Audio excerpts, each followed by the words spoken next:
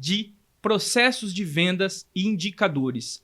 Celso, eu posso contratar qualquer pessoa ou mobilizar alguém ali da minha equipe para o meu departamento comercial? Ou será que é necessário a gente ter um profissional com um perfil específico, um mindset específico para aquela área, para vendas, para... Enfim, como que você pode discorrer sobre esse assunto para a gente? Vamos lá, João. Pergunta excelente a sua.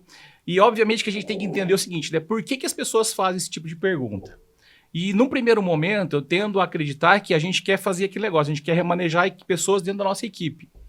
Por outro lado, também a gente tem que pensar, será que isso é um bom negócio? Então você tem que colocar na balança. Por um lado, eu consigo ter o resultado que eu desejo, no tempo que eu desejo, e por outro lado, qual que é vamos dizer assim, o ponto não tão positivo disso?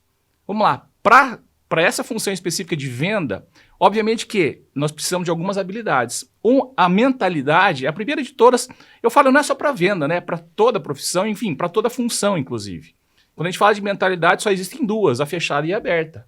Sim. A aberta é aquela pessoa que fala o seguinte, fala, olha, legal, eu escuto, eu entendo que eu vou escutar você, eu vou te escutar o que você tem a dizer, eu vou processar, vou refletir, vou tirar minha conclusão.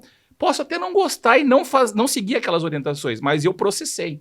Não é aquela pessoa que diz o seguinte, cara, isso não é para mim, isso aqui não serve, não funciona, aqui é diferente. Não dá certo. Não dá certo, exatamente, Renan. O mindset fixo e o mindset de crescimento. Exato. Se você começar a ler um pouquinho sobre o mindset, você vai entender. A divisão básica é essa. E a pergunta é, qual o melhor perfil para atuar em vendas hoje? Aí a pergunta que eu tenho que fazer é, em quanto tempo você quer ter resultado? Porque se você está num negócio embrionário que você não tem muitos recursos, que você não tem como, vamos dizer assim, fazer uma contratação de pessoas, de vendedores, de bons profissionais do mercado, obviamente que isso leva tempo. E a pergunta é, como que você vai treinar essa pessoa? O que muda o jogo hoje é treinamento. Tá? Uhum. O que muda o jogo é treinamento. E não é, eu digo, palestra, aquele negócio que eu falo. Existe uma forma de fazer. Como é que eu treino uma pessoa hoje? O Renan, que vive o processo também, já deve entender um pouquinho do que a gente está falando, né, Renan? Sim. Parte do treinamento é fundamental. Né? Treinamento é igual pro esporte, né? A gente vê, às vezes tem time que não tá rendendo, aproveita a garotada da base, né? Mas um time campeão, ele tem um misto. Tem o funcionário de casa, o pessoal da base que já foi promovido, mas também tem aquela grande contratação. Uhum. Né? Acredito que para a parte comercial seja isso, né, Celso? Com certeza. E vou dar um exemplo para vocês. Tem que ter camisa 10, né? Não, com certeza. Tem que ter camisa 10. Mas o camisa 10 é barato ou é caro? Camisa 10 Custa. é caro. Não é tão mais barato, concorda? E vou falar para você, viu? E tá difícil esses profissionais no mercado hoje. Exatamente. O profissional... Eu fiz uma contratação agora para o departamento comercial e a agência falou, se você gostou desses perfis que eu mandei... Já vi aí o que você vai querer, porque, tá muito concorrido, tá muito aquecida essa área de vendas, essa vaga. E é o que você falou, Celso. Não é para qualquer um, cara. Não é para qualquer um. O cara tem que ter ali um desejo maior. Exatamente. E se você, como exemplo, tá? Existem grandes empresas hoje que, por exemplo, em regra geral, vendedor bom não está desempregado. Não. Então, infelizmente, o que você vai ver nas agências de emprego, com devido respeito e com toda a qualificação que os profissionais têm hoje no mercado, não são os melhores profissionais. Faz sentido isso? Faz totalmente sentido. E você acabou de repetir uma frase. Vendedor bom não está desempregado. Não está. Nós fizemos um outro podcast aqui, que eu vou deixar aqui, um card desse podcast, também falando sobre vendas. Com o Rafael Lago. E ele falou a mesma coisa que você. Vendedor bom não está desempregado. Você tem que tirar ele de outro lugar. Agora, esse é o ponto. Se você tem o orçamento, se você tem a verba ali para investimento, busca no mercado. Existem agências especializadas, inclusive no nosso grupo, no BNI aqui, que fazem exatamente esse tipo de contratação. As pessoas têm essas negociações por trás. Agora, o ponto é, você tem que trazer alguém do mercado que já esteja performando. Em especial naquela área de atuação onde você deseja que ele seja encaixado como seu vendedor. Por exemplo, se você é do setor têxtil, traga alguém do setor têxtil que queira ou não tenha um pouquinho mais de contato, networking, enfim, com os principais fornecedores ou compradores, enfim, né, daquele segmento. Agora, se você tem tempo para dispor e não tem dinheiro, obviamente, né, para investir, o melhor cenário é traga e pega uma consultoria aí de vendas. Tem várias aqui em Londrina que são muito bacanas, né? que felizmente você vai ter uma performance ainda melhor. Até porque você não tem essa visão. Sim. Né? O empresário tem visão do quê? De negócio. De negócio. Agora, quando a gente fala de venda, é uma coisa. Quando fala de finanças, é outra coisa. Contabilidade é uma outra coisa. Concorda? Sim, com certeza.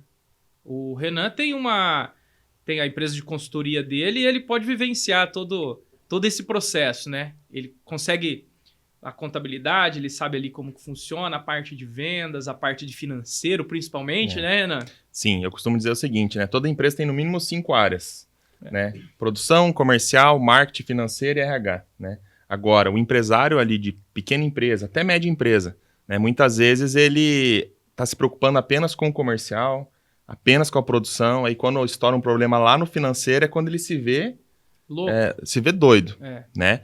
E uma coisa linkando com isso que você falou, Celso, a questão de você adquirir um talento já pronto é um acelerador. Com certeza. É uma pessoa que nesse cenário ela vem para acelerar, para agregar e não vem, muitas vezes ela vem para ensinar o dono de uma empresa como fazer um setor, Sim. né? Seja o próprio vendedor ou um supervisor de vendas, né? Isso é muito importante. Essa visão de que você adquire um talento, ela é muito importante. Que ela vai ser um acelerador para tua O empresa. acelerador ele vai agregar demais. Sim, com certeza. Só que é o seguinte, focar na venda, igual a gente estava conversando ali antes de começar, Uhum. focar na venda nem sempre é o ideal, né? O negócio é focar no processo, né? No processo e não na venda. Por quê? Porque senão determinadas vendas, né? Dessas vendas de porte maior, elas não acontecem. É lógico, se for vender uma bala, foca. Uma bala no semáforo, cara, foca na venda. Agora, se você for fazer uma venda de um contrato maior tal, é lógico que você tem que focar num processo, né? Eu vejo muito o exemplo das empresas de telefonia. Eles te ligam, quer comprar o plano e tal. Pô, sem processo nenhum. Os caras Será só que querem alguém vender. compra dessa forma? Será que alguém compra? Eu fico me perguntando. Celso, focar na venda ou focar no processo? Fala para nós a diferença entre os dois. Depende do produto, né? Se o produto for de baixo ticket, você faz a venda, você faz uma oferta. Na verdade, não é venda, né? É uma oferta. Concorda? Sim. Eu estou ofertando algo, espero que uma resposta positiva da outra parte. Agora, se eu tenho uma venda um pouquinho mais complexa, com um ticket maior, infelizmente, se eu fizer uma oferta pura e simples, não vai funcionar. Até porque existe, vamos dizer assim, um abismo gigantesco, né, entre o que eu comunico e o que a pessoa entende. Sim. Olha só. Eu estou falando que eu presto um determinado serviço. Se a pessoa não entende que aquele serviço pode agregar para ele de alguma forma. E aí a gente começa a complexidade das vendas. Como é que começa onde? Na comunicação. Comunicação. Esse Já começa por aí. E falando em comunicação, eu já estou bem vendedor de episódios aqui.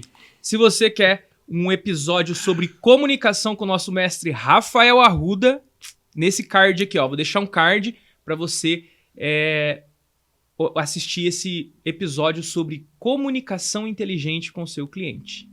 E vamos lá, o ponto é, por que eu não devo focar na venda? Imagine o seguinte, imagine que, e aí você pode fazer uma comparação como se fosse, por exemplo, um relacionamento. Se você vai num primeiro encontro com uma menina ou com um menino, por exemplo, você vai pedir essa pessoa em casamento pela primeira vez, no primeiro encontro? E por que nós ofertamos o nosso produto, o nosso serviço na primeira vez que nós encontramos uma pessoa? E aí a gente começa a cair algumas fichas, imagino eu. Sim. A gente tem que pensar, será que esse é o melhor caminho? E quando eu falo que o objetivo nosso não é focar na venda, porque olha só, quantos males a gente vê hoje em equipes comerciais com vendedores ansiosos. Por quê? Porque desconhecem o processo. E como eles não conhecem o processo, eles não sabem o que fazer. Então eles não sabem o que fazer nesse primeiro momento, nesse primeiro contato com o cliente, ou seja, uma abordagem. Ele não sabe o que perguntar, ou como falar, ou como se relacionar com essa pessoa. Ou seja, levantamento de necessidades, ou sondagem, alguns vão dizer. Ou depois, de repente, você vai começar a transmitir a sua proposta de valor. Como que você ajuda essa pessoa?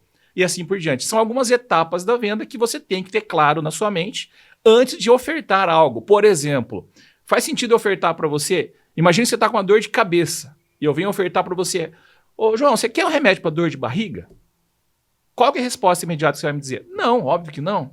Não faz sentido. Não faz sentido nenhum. E é isso que a gente está fazendo a todo momento. Os vendedores estão fazendo a todo momento na linha de frente, inclusive de telefonia. E digo mais, poderiam melhorar a abordagem. Porque, por exemplo, recebo ligação direto da Claro. Poxa, você quer aumentar a sua banda larga de, sei lá, de 100 para 200 mega? Pô, é uma proposta legal. Legal. Claro que é uma proposta legal. Você não vai parar para ouvir? Só que às vezes você está num momento que, poxa, eu não posso falar agora.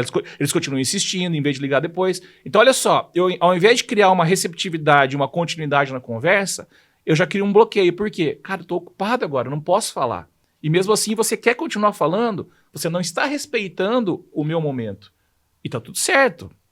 E tem muita gente que é assim. Uhum. Tem muitos vendedores que podem estar escutando isso e começar, puxa, agora, qual que é o limite? Meu limite é muito simples. Se eu faço um pitch que abre, vamos dizer assim, como fala, que aciona o interesse por parte da pessoa, ela me dá tempo. E olha só que interessante. Muitas vezes eu falo isso, e as pessoas falam isso às vezes para os vendedores que eu treino. E a pessoa fala o seguinte, fala, poxa, eu não consigo falar agora. Falei, poxa, que pena, eu queria falar sobre XYZ, queria agregar muito para o seu negócio. Ou que poderia te dar 2 vezes mais aquilo que você está buscando hoje. E a pessoa começa a te dar tempo. Uhum. Então, a pergunta é, nunca fale sobre o que você está tentando ofertar. Fale o seguinte, você pode começar a ativar alguns botões de desejo da pessoa. O que esse seu produto vai ofertar? E aí você tem um tema muito legal que eu tenho certeza que você vai acabar abordando, que é justamente isso, né? Qual que é o benefício que eu tenho, né? Qual que é o benefício que o vendedor me oferece? E vocês vão perceber exatamente isso. A diferença entre uma abordagem e outra é quão interessante eu sou para aquela pessoa com a qual estou me comunicando.